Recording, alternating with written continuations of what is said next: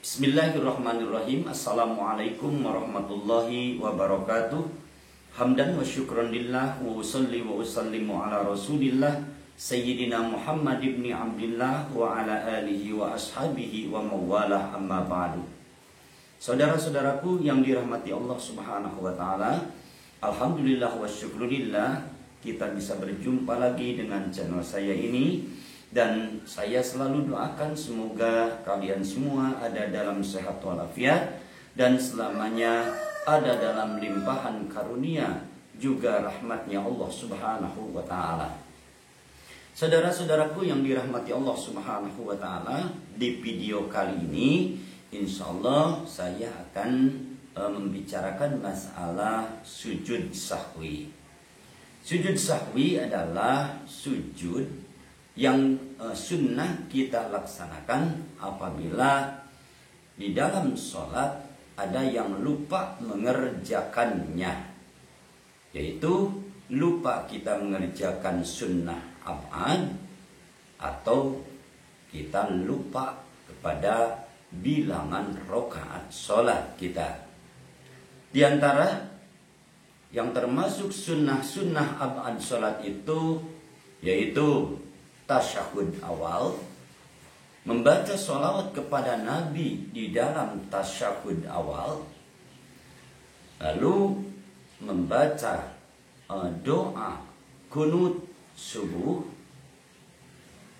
dan membaca sholawat kepada keluarga Nabi di dalam tasyahud akhir. Itu diantaranya. Jadi kalau kita lupa salah satu yang tadi, maka sebelum salam kita disunahkan untuk sujud yang disebut sujud sahwi. Jadi sujud karena lupa. Yang kedua, apabila kita lupa kepada bilangan rakaat salat kita. Apabila kita lupa umpama salat duhur, apa ini sudah 4 rakaat atau baru 3 rakaat, maka kalau terjadi ragu-ragu seperti itu, sesuai dengan sabda Rasulullah Sallallahu Alaihi Wasallam dalam hadis riwayat Imam Abu Dawud, apabila terjadi keraguan-raguan pada jumlah rakaat salat, maka tinggalkanlah keraguan-raguan itu dan ambil jumlah rakaat yang sedikit. Jadi kalau ragu-ragu apa ini sudah 4 rakaat atau baru 3 rakaat, maka yang harus kita ambil adalah 3 rakaat. Jadi kita melaksanakan 1 rakaat lagi. Dan nanti sebelum kita salam disunnahkan untuk sujud sahwi. Saudara-saudaraku yang dirahmati Allah subhanahu wa ta'ala, lalu bagaimana caranya kalau kita mau melaksanakan sujud sahwi? Caranya seperti ini. Di dalam tasyahud akhir, perhatikan dulu duduknya. Jadi kalau kita mau melaksanakan sujud sahwi, duduknya jangan seperti jangan duduk memakai posisi duduk tasyahud akhir. Jadi disunnahkan duduknya seperti posisi duduk tasyahud awal. Kalau mau sujud sahwi gitu. Jadi sekali lagi, posisi duduk kita kalau mau melaksanakan sujud sahwi seperti duduk di tasyahud awal. Lalu kita membaca tasyahud, sudah duduk gitu, kita membaca tasyahud sampai terakhir. Bacaan-bacaan sholat yang dibaca di sana, yang rukun juga yang sunnahnya. Nah, begitu sampai akhir kita mau salam, jangan dulu salam. Jangan dulu salam. Kita baca takbir Allahu Akbar, lalu kita sujud sahwi. Kita sujud, dan di dalam sujud membaca subhanaman la yanamu wa la yashu. Dibaca 3 kali. Sekali lagi, bacaan sujud sahwi subhanaman la yanamu wa la yashu. Itu dibaca sebanyak 3 kali. Lalu kita bangun dari sujud yang pertama. Lalu berhenti sejenak, seukuran membaca subhanallah lamanya. Setelah itu kita sujud lagi untuk sujud sahwi yang kedua, dan sama membaca doa yang tadi, subhana man la yanamu wa la yashu, sebanyak 3 kali. Dan kita bangun. Ketika kita sudah bangun dari sujud sahwi yang kedua, maka baru posisi duduk kita dirubah jadi posisi duduk di tasyahud akhir.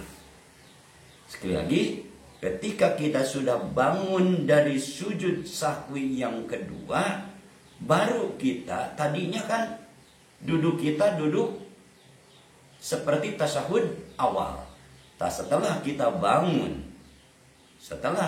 bangun dari sujud sahwi yang kedua, sekaligus merubah posisi duduk kita jadi posisi duduk tasyahud akhir. Berhenti sejenak, lalu kita membaca salam. Itu praktek dalam melaksanakan sujud sahwi. Lalu bagaimana? Tadi sudah dikatakan bahwa yang disunnahkan kita melaksanakan sujud sahwi itu apabila yang lupanya sunnat ab'ad sholat. Sedangkan di dalam sholat itu ada sunnah ab'ad, ada sunnah hayat. Lalu kalau ada orang yang sujud sahwi karena lupa sunnat hayat, contoh yang termasuk sunat hayat itu takbir intikal, takbir pindah-pindah kita dari berdiri kepada ruku, dari ruku kepada sujud, dari sujud yang pertama Allahu Akbar, lalu kita membaca takbir lagi mau sujud yang kedua Allahu Akbar, itu takbir intikal, sunat hayat. Lalu membaca surat,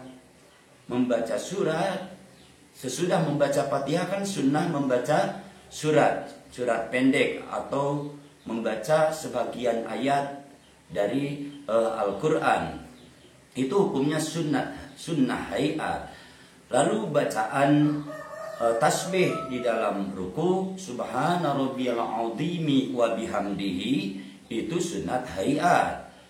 Tasbih di dalam sujud, ketika kita sujud subhana rabbiyal a'la wa bihamdihi, itu juga sunnah hayat.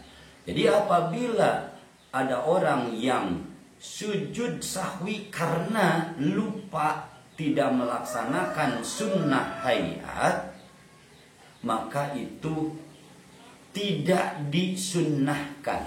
Sekali lagi, tidak boleh kita melaksanakan sujud sahwi kalau yang lupanya itu sunnah hayat.